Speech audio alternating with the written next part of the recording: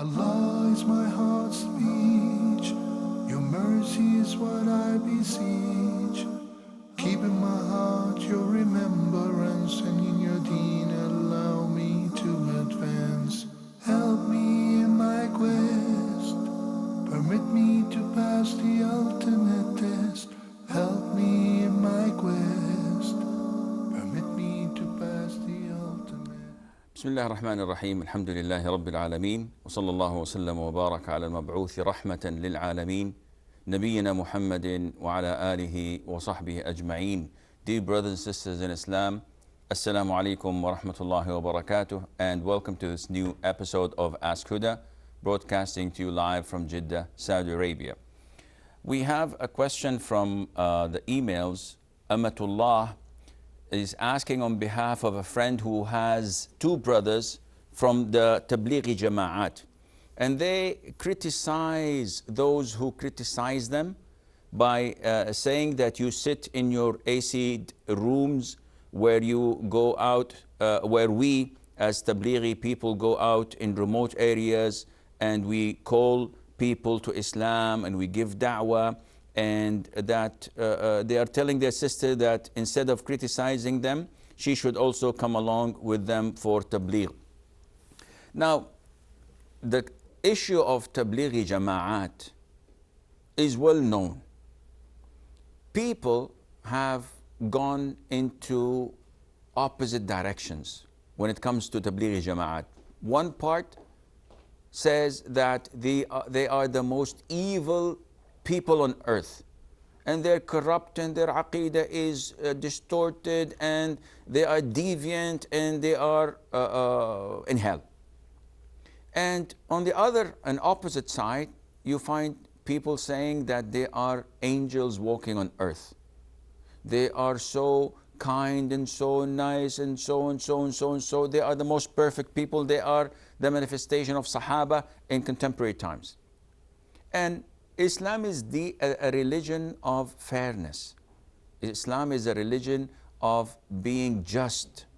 So when you look into something, you have to be truly fair and just. Looking at the Tablighi Jama'at, and I've said this so many times, they are among the kindest people, the most generous, the most forthcoming. They would do anything to help you. They try their level best to follow the Sunnah to the best of their knowledge. And they have so many good things in them. They always try to maintain wearing the proper attire in accordance to the Sunnah, wearing short thobes, growing the beard, maintaining the miswak, praying the masjid 5 times a day, all of the reciting the Quran. All of these are good treats in them, without any doubt. However, this does not mean that they're infallible. Like everyone else, they have their own shortcomings, and these shortcomings differ from one country to the other. Those who are in the Gulf area most likely are following the correct aqidah, because they don't have any deviancies, and they rely on Riyadus Salihin, and they study that beautiful book, which is inshallah one of the most authentic books around. Some areas they may not be so fortunate, and they may follow their leaders and their people and their scholars, which themselves follow either the Maturidi Aqidah or the Ash'ari Aqidah, or even go up to the high level of Sufis that go and worship graves and believe in dargahs and believe in awliyas and so on. And this is extremely dangerous. So you have to be fair when talking about the Jama'ah, because they're not all the same. They have a lot of shortcomings when it comes to acquiring knowledge. They do not promote that, and they say that this is an issue of dispute that would allow hatred to enter our hearts. They have problems when it comes to jihad, as they never promote jihad, when they say that you have to only offer struggle with your own soul and your own self rather than fighting the kuffar, etc. There are so many things, bits and pieces of innovation here and there. But generally speaking, they are, as individuals, good people. However, we do not advise or recommend going out with them unless a person is knowledgeable. So Sheikh bin Baz says, if you have knowledge and you're able to correct and to teach them, in this case, yes, you may go with them. Otherwise, no, you have to stay away from their teachings, and Allah knows best. So Nobar from Pakistan. Assalamu alaikum. Salamtullah. My question is, I wanted explanation on Jilbab. Okay. That's it. That's all. Thank Okay. you. We have Hania from Pakistan. Hania? Okay, I think we've lost Hania. Okay, so Nobar says, what is al-jilbab? Al-jilbab is an outer garment that a woman is supposed to wear so that it would cover her body, it cover her curves, so that no one would be lured or tempted by her. Allah Azza wa Jal ordered the women to lower their jilbab. Allah says in verse 59 in chapter 33, if I'm not mistaken, O Prophet of Allah, order your wives, your daughters, and the women of the believers to lower their jilbab. Yudnina alayhinna min jalabibihinna, which means that this is something that they wear on top of their head, and it would cover themselves to the extent that they cannot be recognized, which means that it also covers the face. So it's an outer garment, an abaya would do, or a coat that would clearly covers the curves of the woman, that is loose and it is thick, and it is not a sort of adornment by itself. It would not attract attention to her, and Allah Azza wa Jalla knows best. Shamim from Saudi Arabia. Assalamu alaikum wa rahmatullahi wa barakatuh, Sheikh Hassan. Assalamu alaikum wa barakatuh. How are you, Sheikh Hassan? I'm fine, hayyak Allah akhi. Allah hayyak ya Sheikh Hassan. Sheikh Hassan, I just want to know, is it okay to recite Subhanallah, Alhamdulillah, Allah Akbar 33 times after each mandatory prayer, or is it bid'ah? Okay, any more question? No, sir. Thank you very much. You're quite welcome, akhi. We have Atif from Saudi Arabia. Yeah, assalamu alaikum wa rahmatullah. Assalamu alaikum wa barakatuh. Yeah, Sheikh, my question is that I came here on engineering visa, and by law I'm not allowed to do any personal business without any special permission. Now, some people say that because this rule is based on a specific race, because the local nationals are allowed to do any business or any work they want to. So they say that the Muslims are not obliged to follow this rule. So you can do your own business, secretly, and So what do you have to say on this? This is my first question. Okay. The second question is that the engineers as I came here on engineer visa, I'm allowed to have a servant on my sponsorship. I can have a male or a female. So is it allowed in Islam to bring someone and they will be in my custody, and I'll use them as my servant? Okay. Any more questions? No. Jazakallah khair. Wa jazak, hayyakallah. Brother Shamim from Saudi Arabia is asking a question about the ruling on saying 33 times Subhanallah, 33 times Alhamdulillah, 33 times Allahu Akbar. These are 99. And to complete the 100, we say La ilaha illallah wahdahu la sharika lahu mulku wal hamdu wa ala kulli shay'in qadir. So is this an innovation? And the answer is no. This is one of the most authentic sunnahs of the Prophet ﷺ that Muslims observe saying after all 5 mandatory prayers. And the origin of this is the hadith in the Sahih, when the poor immigrants, muhajirin, came to the Prophet ﷺ, and they said that, O Prophet of Allah, our brethren from the Ansar have got it all made. They fast like we fast, they pray like they pray, but they have charity money to pay, and we don't. So the Prophet told them something that if they say after prayers, that they will reach their level. And he taught them to say Subhanallah, Alhamdulillah, Allahu Akbar 33 times, and 100 they would say La ilaha illallah wahdahu la sharika lahu mulku wa hamdu wa ala kulli shay'in qadir. And this is authentic, and the companions went ahead and said it. And a few days later, they came back and said, "O Prophet of Allah, our brethren from the Ansar heard what you had taught us, and they started practicing it themselves. So now they still have this edge over us." So the Prophet ﷺ said, ذَلِكَ فَضْلُ اللَّهِ يُؤْتِيهِ مَن يَشَاءُ. This is the favor and blessing of Allah, whom He grants whomever He wishes.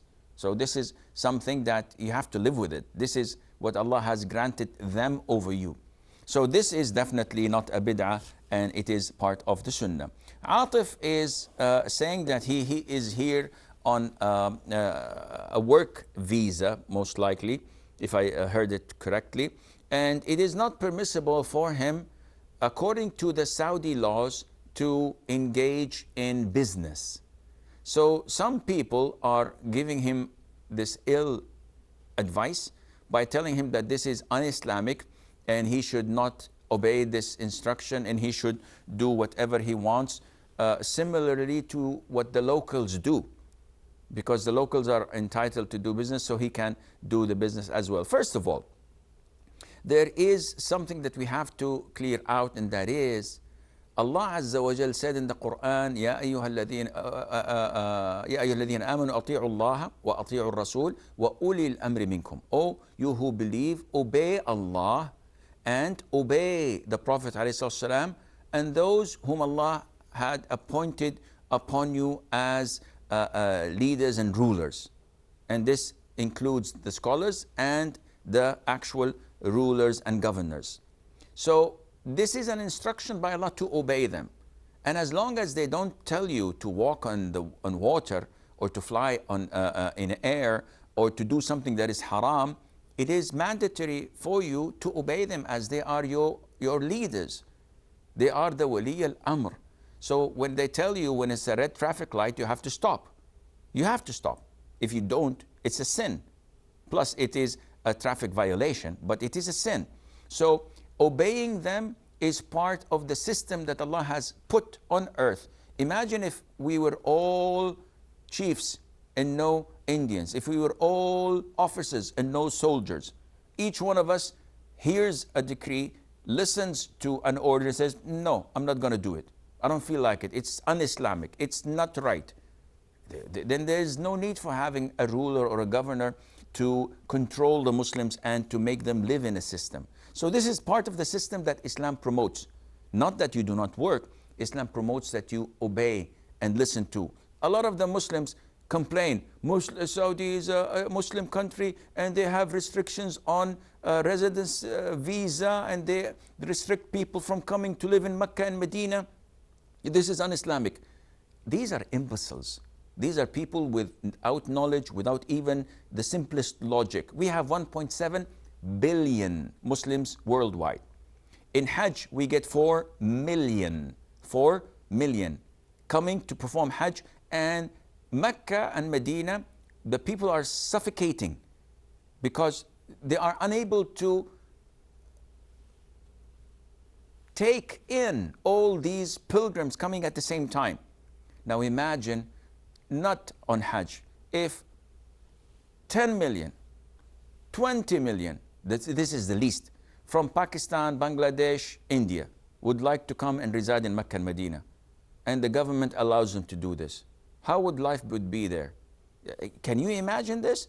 It's out of any logical or human proportions. So if they do not restrict this and put these laws, then it would be chaos. And this is why Allah appointed them to rule. And Allah Azza wa Jal knows best. Apologize, Hania from Pakistan. Hania? What kind of drums are allowed to be played in a nasheed? I cannot hear your question. Can you repeat it, please? What kind of drums are allowed to be played in a nasheed? What kind of? Drums. What kind of drums are allowed to be played in a nasheed? Okay, I think I understand the question. I will answer you, inshallah. Okay, drum. Second question of Atif, he's saying that he's entitled, according to his job description and his occupation, to hire a servant, whether male or female. By a servant, we mean a driver or a home maid, a housemaid. So he says, is it impermissible for me to bring someone on my sponsorship?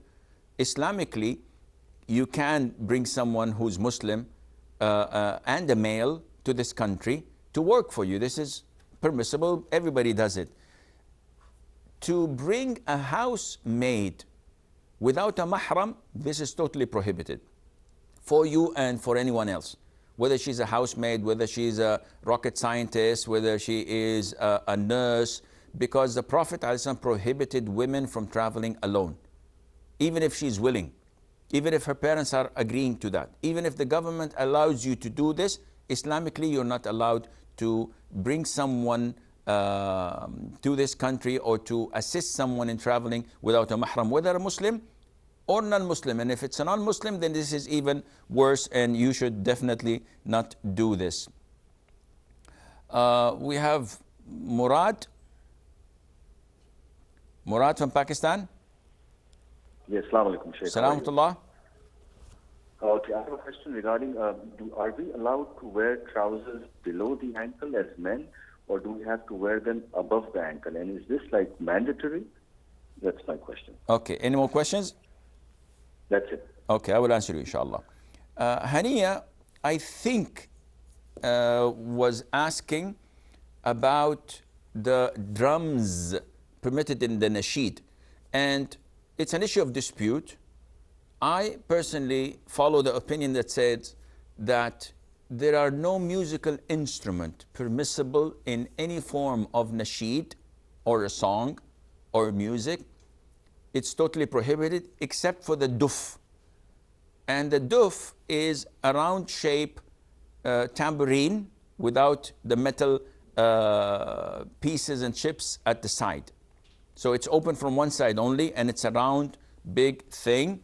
And this is used only in weddings, and when someone who is a dignitary and of importance in Islam comes from long travel, and in Eids. These are the three occasions. Other than that, when you have nasheeds of nasheed artists, and there's so many, having the duf in the nasheed, this is not permissible in my opinion, and this is the opinion of Sheikh bin Baz, Ibn Uthaymeen, and all great scholars of Islam. Now people have passed this level altogether, and now we know that there are nasheed artists using pianos, violins, guitars, and all the 9 yards. And this is haram. Even if he's praising the Prophet, even if he's praising Allah Azza wa Jal, you cannot worship Allah with something that He has prohibited upon you. Abdul Rahman from Saudi Arabia. Assalamu alaikum. Salamullah. Assalamu alaikum. Wa alaykum assalam wa rahmatullah. Sheikh, my daughter, she is in A level. She's passed her 12th grade examination.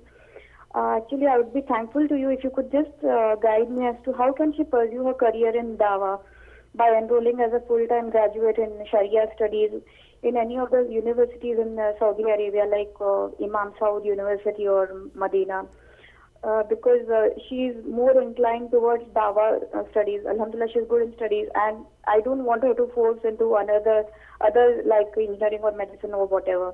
But then I found out here from my limited resources that it's very difficult to get admissions over here, especially in Imam Saud, especially for us expatriates when we don't know proper Arabic also, because it is just as a second or a third language, minimum knowledge of Arabic.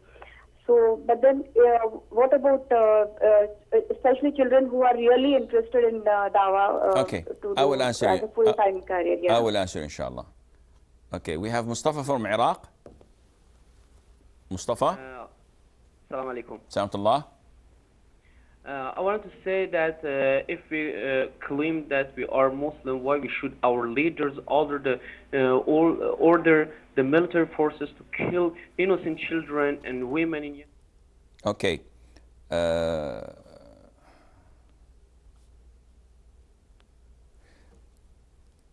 Okay, Murad is asking from Pakistan about wearing the pants below the ankles. is it mandatory to wear them above the ankles? The answer is yes. Because the Prophet ﷺ told us that whatever exceeds the ankles is punished in hellfire. And the Prophet also told us that there are 4 punishments for those who wear their pants or their garments or their waist wrappers under the ankles out of arrogance. So there are 2 punishments. One, for those who wear their pants or their trousers or their thobes below the garments, below the ankles, but without arrogance. And there's 4 punishments for those who do it with arrogance. And the Prophet ﷺ, whenever he threatens something by hellfire, this means that this is a major sin and Muslims must avoid that. Sayyid from Saudi. Yes, Assalamu alaikum wa rahmatullahi wa barakatuh, Sheikh. Assalamu alaikum wa barakatuh. Alhamdulillah. I have 2 small questions. One question is, if you are experts and you're staying in KSA, and if you bring, this is normal in practice, people are doing that, you bring your parents and go for Umrah. Also, you already signed that you will not go for Umrah. So what is the ruling? Is by, as you explained earlier in one question, that what is the ruling on this? Because people are doing a lot.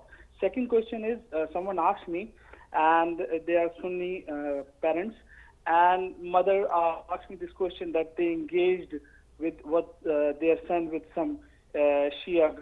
So what is the ruling on that? Engaged in doing what with Shia? Them, they are supposed to going to marry their son with the Shia daughter. Okay. So inshallah, I will answer your question, inshallah. Khawla from Qatar. Assalamu alaikum, Sheikh. I have 2 questions. The first question is regarding in castrating a pet animal. I have a female cat that she lives inside the house. She sleeps in our bed and so on.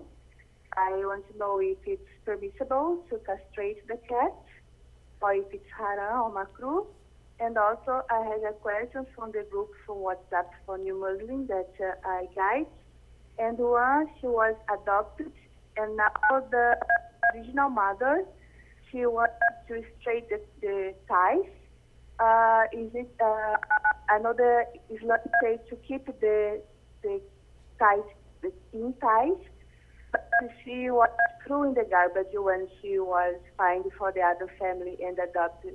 She must keep the kin from the original mom that now wants to approach, or because she was thrown out and she was created for the family, she don't need to straighten the ties. Jazakallah khair. Wa jazakum. Okay. We have Zahir from Pakistan. Assalamu alaikum. Salamullah. Okay, I have a question. When we go for Umrah during Ramadan, we are on Safar, so do we have to keep the fast in Umrah during Umrah as well? Okay. I will answer your question. Thank you. Allah.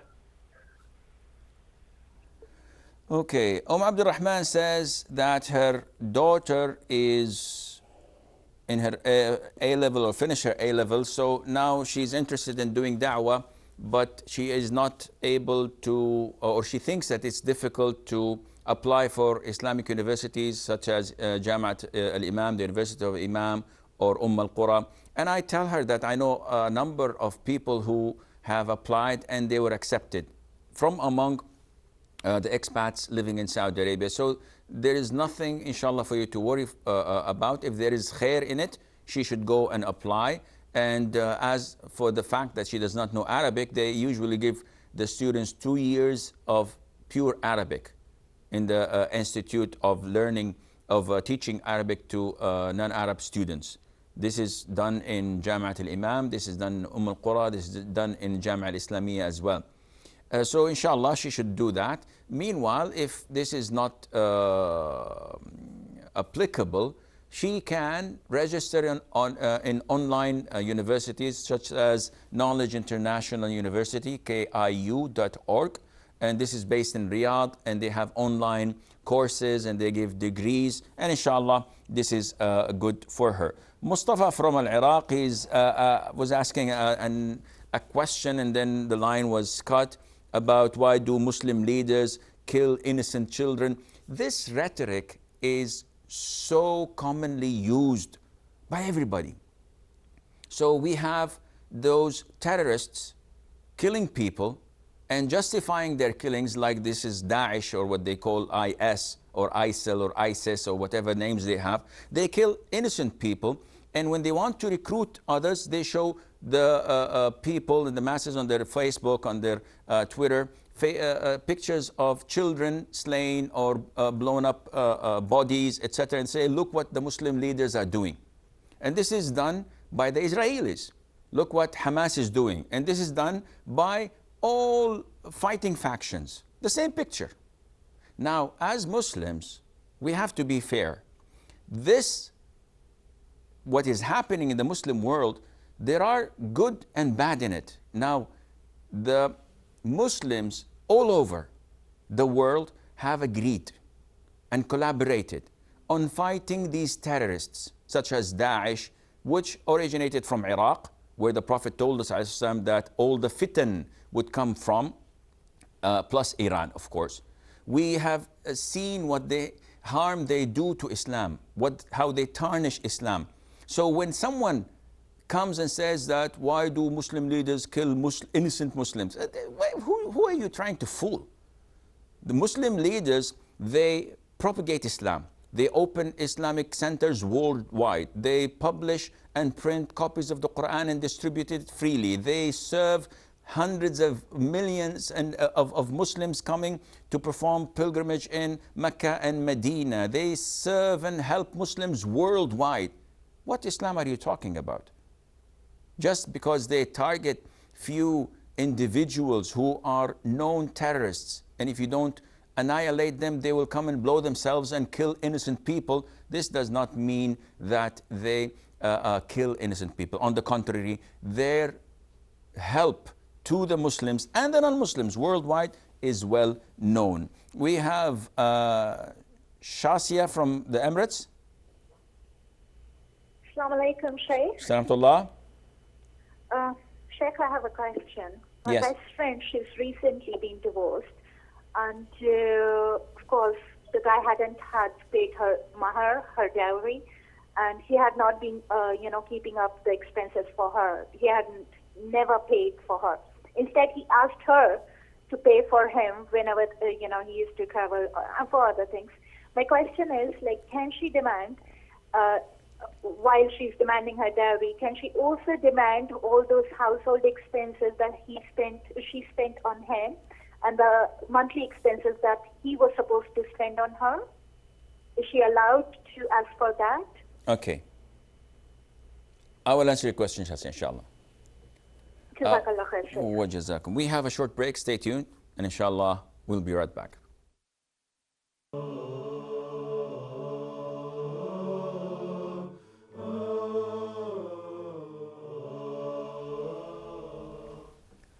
Assalamu alaikum and welcome back. Sayyid from Saudi Arabia, he says that there are some types of visas that, such as business visas, and especially on high seasons. When you apply for one, they make you sign a paper that you would not perform Umrah. So he's asking, is this permissible, and am I obliged to obey this? What you have pledged yourself, then you have to fulfill that. This is something that is required. There are conditions that should be fulfilled. Now, you signed on it willingly, and this means that you have to comply. Because there are so many people coming for Umrah, and there are so many people coming for business. If the government mixes the two, they would not be able to estimate whether the capacity of the masjid of Mecca, for example, and Medina would be sufficient or not. So if people just come in, whether they're visiting their parents, whether they're visiting their sons, whether they are coming on business, whether they are coming for Umrah or for any other reason, and they keep on taking Umrah, it would not be able for the government to control the amount of people or worshippers coming, and this may cause problems. So I believe that you should comply with that and you should obey. You can come anytime during the year, akhi, and apply for a Umrah visa like everyone else. The second question was that someone is intending to marry a Shia girl. Is this permissible? The answer is no.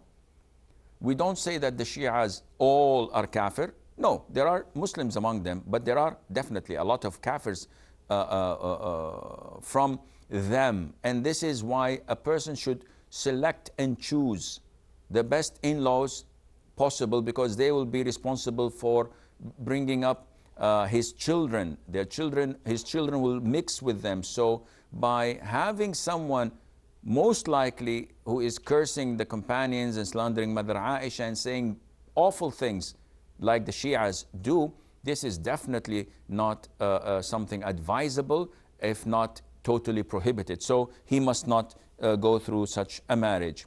Jalis from Saudi. Jalis. Assalamu alaikum. Salamtullah. I have two questions, Ya Sheikh. Tfaddal. Okay, I can, while living, I can donate some money to my children. Now, the children may be sons and daughters.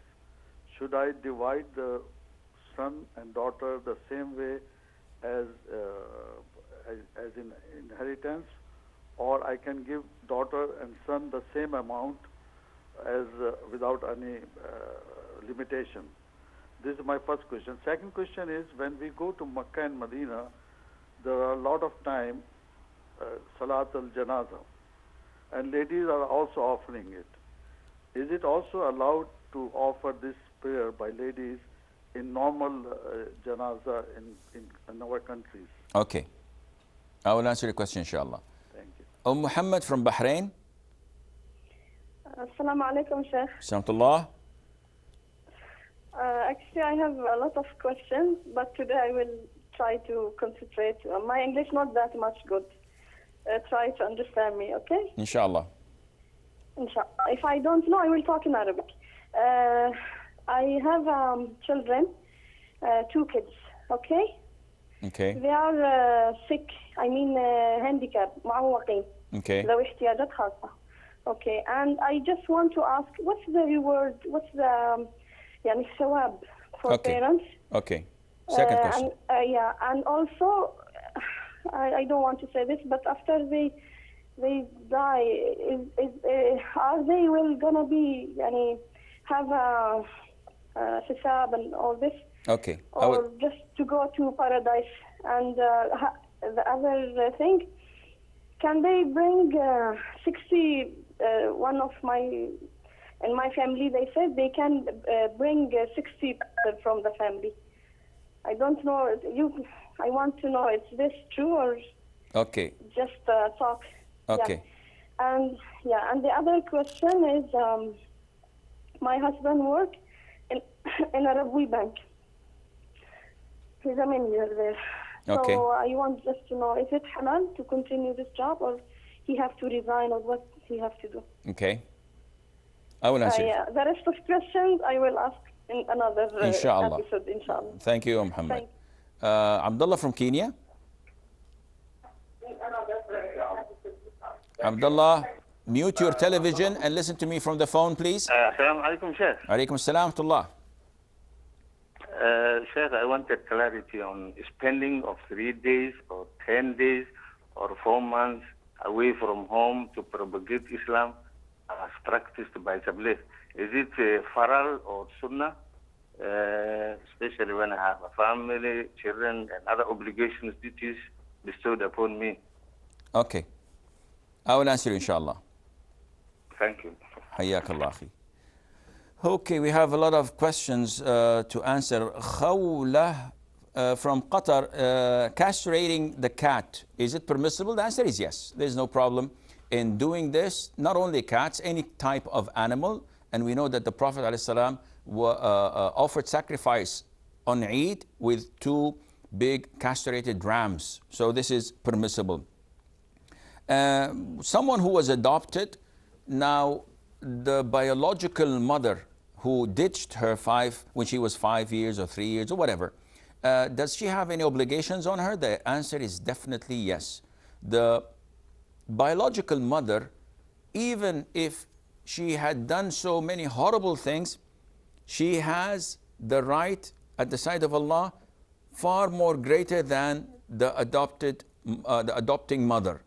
Of course, we know that there is no adoption, meaning the one who took care of her and raised her in her house.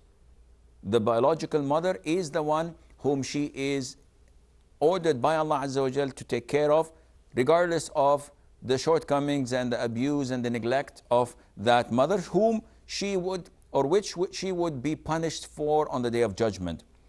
Zahir from Pakistan, he says that if I'm traveling for Umrah in Ramadan, is it permissible for me to not fast? The answer is yes, as long as you are traveling. So you're coming from Pakistan to Mecca, this is traveling, and you're staying there for a week or two, and you would like to make Umrah, and it would be difficult for you, and you have the permission from Allah not to fast. The answer is yes, you can skip the fasting and make it up later on. Is it advisable? This depends on your condition. I would not personally do it, because fasting in Ramadan, nothing is equivalent to it, even fasting or making it up afterwards. And fasting with the Muslims and breaking your fast in the masjid with the Muslims and having this whole thing going on for you, nothing beats that. But if you feel tired, if you feel weak and you would not be able to make your Umrah, there's nothing wrong in skipping your fasting. Shase from the Emirates, she says that a man who divorced his wife, he had so many bad things in him. He did not give her dowry. Throughout the years they were married, he never gave her any maintenance, he never supported her, and she had to pay for all of that. So can she sue him or have a court case against him while she's asking for her dowry to pay him, to pay her whatever she had paid for herself? The answer is definitely yes. This is an obligation upon him, that he pays for you whatever you need for your food, your housing, your clothing, etc. These are obligations upon him.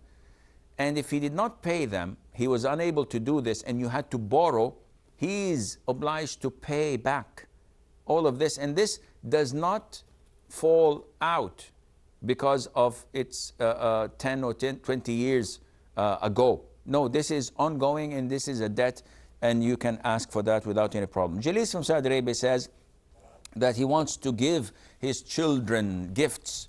So is he entitled to give them equal amount, or must he divide these gifts, 2 shares for the male and 1 share for the female, as when distributing the inheritance? It's an issue of dispute among scholars. I personally follow the opinion that says, while you're alive, if you're going to give something to your children, you have to be equal between the boys and the girls. But when it is in the inheritance after you die and they want to distribute your inheritance, then 2 shares for the male and 1 share for the female. While you're alive, anything that you distribute as a gift, it has to be equal. He says, what's the ruling on women praying Janaza prayer? There is nothing wrong in that at all. It's totally recommended for women. What is not permissible for women is to follow a funeral when they are taking it to the graveyard, or to enter a graveyard.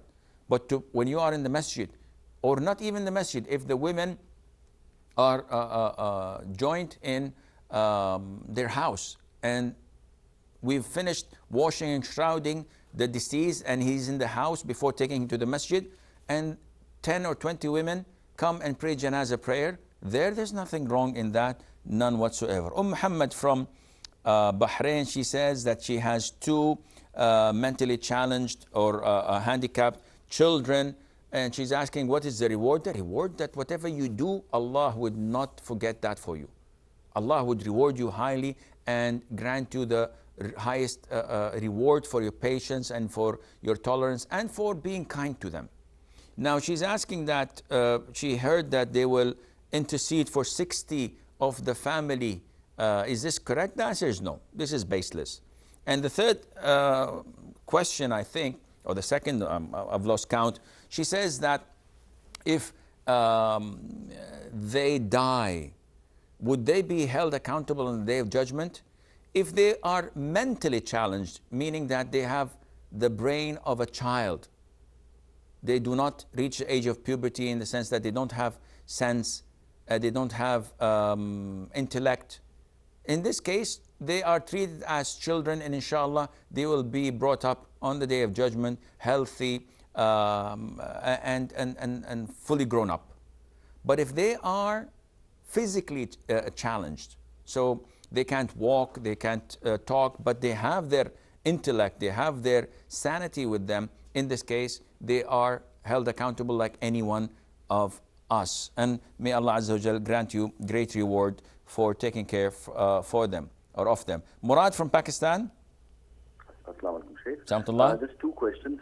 First question is, I give like zakat, sadaqah, khairat, everything. And after that, I have money. So if I like let's say a $500,000 car or a $200,000 or $100,000 watch, can I buy that, or would that be not allowed in Islam? That's my first question. Okay. Second question is about regarding adultery after marriage. In the Quran, it doesn't say stoning to death. That's the hadith, if I'm not mistaken. Some people say that there was a revelation which was sent by Allah regarding this, but was taken back by Allah. So, I mean, I'm really confused. Never got into the depth of it because it was just confusing, but I thought I'd raise this. Okay, I will answer you, inshallah. Thank you. You're welcome, Akhi. Abu Safwan from Kuwait. Assalamu alaikum, Sheikh. How are you? I'm fine. Alhamdulillah. Alaikum salam wa barakatuh. Okay, Sheikh, I have a question. I live in Canada. My family is in Canada, but we don't have a house because of this interest thing. Okay? But my question is how you define, inflation in Islam. For example, I give $100 10 years back to a friend of mine. If he returns that $100, its value is less than 50%. In 2005, it was possible for me to buy about 6 to 7 grams of gold, but now hardly I can buy 3 grams. So how we can compensate, this loss in the value? Obviously, 1400 back, there was no such inflation thing. Okay. And this interest was mostly for the, for the goods, like, for example, dates or the grains or those type of things. This kind of transaction was not at that time. Could you kindly, clarify me, please? I will, inshallah. I will, inshallah. Thank you, mashkur, jazakallah. Hayyakallah wa jazak. Muhammad says that her husband works in an interest-based bank and he's a manager there. Should he change his job? The answer is definitely yes. He's collaborating on a major sin, one of the most heinous sins in Islam, which is usury or taking riba. So definitely this income is haram and he has to change his job. Abdullah from Kuwait says that what's the ruling on what the Tabligh people do in going out from their homes for 3 days, 10 days, 40 days, traveling away from the children and from the wife for the purpose of da'wah? We've said that this is an innovation, this is baseless. In Islam, categorizing it in these numbers is not from Islam, from the Sunnah. Not only that, leaving your children and your wife, your family, whom Allah ordered you to take care of most, and rather going to make da'wah to others, this is not logical. Murad from Pakistan says that if I pay my zakat on time and I give sadaqah, is it permissible for me to buy something like $500,000 car or to buy a watch for $100,000? The answer is, Allah says in the Quran, وَكُلُوا وَاشْرَبُوا وَلَا تُسْرِفُوا. Eat, drink, but do not go into being spendful. And do not exaggerate. Anything that is out of its proportion is haram. So riding a good car, depending on your income. But if you buy me a Bugatti, for example, and you say like I have, my income is $1 million a day, and I'm buying a Bugatti is nothing for me. Yes, it is nothing for you, but this is extravagance. This is too much. You can buy a beautiful AMG car, you can buy a beautiful M5 or whatever, you can buy whatever kind of cars you want that are within reason. But something that is so flashy, so extravagant, that you need like $10,000 to buy a tire for, and that you cannot go for 20 minutes without refueling again, this is too much. Likewise with watches. Wearing a watch is to tell the time. When it exceeds the limit by wearing gold, which is haram for men, or with diamonds that break the hearts of the poor Muslims and the non-Muslims as well, and it defies the purpose of being something to tell the time with into something to be a sort of adornment. No, this is becoming a piece of jewelry, and men are not allowed to do this. So you have to be fair and balanced. There, at the time of the Prophet ﷺ, they had good race horses, very expensive, but this was used for something. Now for you, what you want to buy a car or a watch or a pen or a mansion is to show off, not to use and utilize, and this goes into haram. His second question needs a lot of elaboration, and I wish I had the time, but my control room, the people are telling me that I have, okay, 7 minutes is good enough, inshallah. Akhi, there is something known in Islam as abrogation. Allah Azza wa Jal mentioned this in Surah Al-Baqarah, chapter 2, مَا نَنْسَخْ مِنْ آيَةٍ أَوْ نُنْسِهَا نَأْتِ بِخَيْرٍ مِنْهَا أَوْ مِثْلِهَا. So Allah says that whatever we abrogate from the verses of the Quran, we either replace it or bring something that is better than it.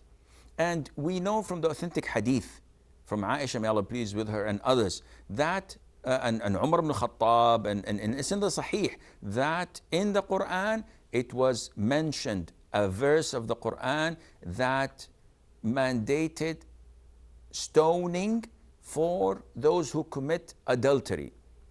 Now the punishment for those who fornicate is still in the Quran. But in the beginning, the stoning was mentioned in the Quran. Allah Azza wa Jal abrogated the recitation and kept the ruling, because the abrogation is divided into 3 types. Abrogation of the ruling while the recitation remains. Abrogation of the recitation, you don't find the ayah, but the ruling remains. And thirdly, the abrogation of both recitation and the ruling. So the first one, for example, the intoxications. Allah in the very beginning used to tell the Muslims that when you're intoxicant, do not pray. This was abrogated, and it became totally prohibited for you to consume intoxicants, whether you want to pray or you don't want to pray. So the recitation remains, but the ruling has been abrogated and lifted. The second type is the abrogation of the recitation. There is the ayah is not there, but the ruling remains. And the hadith of the man and woman who commit adultery to be stoned. This is fixed and known to all Muslims, the consensus of Muslims upon it. The third, which is the abrogation of ruling and the recitation, it was previously done in Islam that to suckle a child and to be your son through this suckling, it has to be 10 times that she breastfeeds the child. And this was abrogated into 5. So the 10 are both ruling and recitation, and they're not found in the Quran, and the ruling itself is uplifted. So this is something, akhi, Muslims have no problem with. By the way, the only religion, or actually Islam, the only stoning found in Islam is for adultery.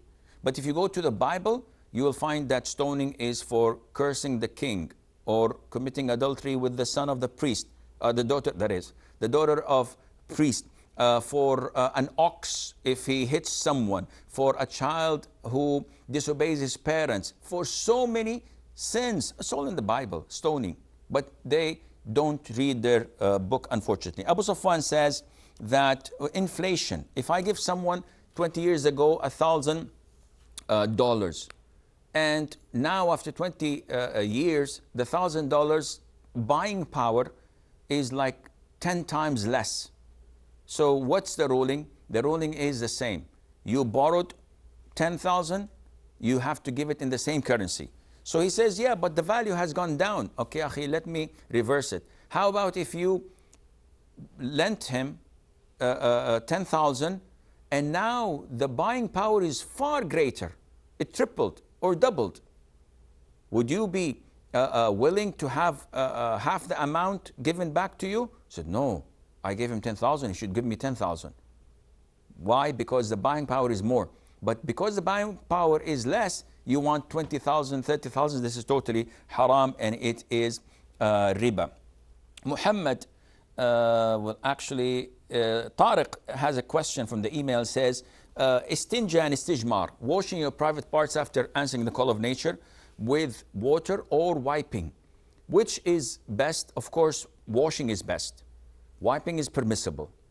But if we want to combine both, which one should I do? You can begin with any one, but I would recommend that you wash first and that you wipe first and then you wash later, because this it purifies the area much better. Muhammad says, is the Janaza burial performed after 1 minute of Asr? Is it permissible? The answer is yes. This is a prayer that has a reason. So praying it after Asr, though the time is restricted until the sun sets, but this is totally permissible, as this is part of the things that one can pray between Asr and Maghrib. Fatima says, I'm a female Muslim living in Florida in the US, and I'd like to go into business of selling prom dresses and evening dresses. This is not permissible because these dresses would be sold to people who would wear them with non-mahrams. They will mix with them, and this is totally prohibited for you as a Muslim to help Muslims or non-Muslims in such fashion or wearing such dresses. That is un-Islamic. I'm afraid that this is all the time we have. Until we meet next time, fi amanillah, wassalamu alaikum wa rahmatullahi wa barakatuh. Allah is my heart's speech, your mercy is what I beseech.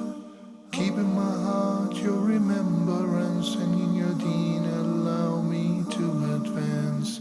Help me in my quest, permit me to pass the